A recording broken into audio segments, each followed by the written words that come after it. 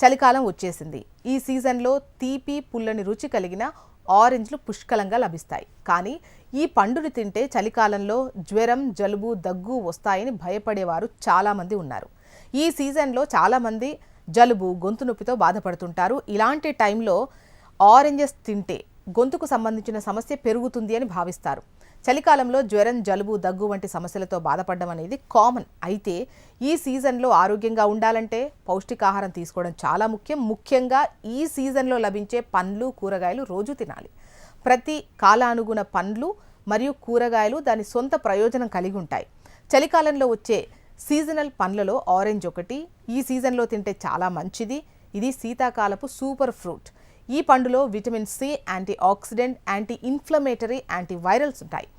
ఆరెంజ్లో vitamin C మరియు యాంటీ ఆక్సిడెంట్లు ఉండటం వల్ల రోజు తింటే రోగ నిరోధక శక్తి పెరుగుతుంది.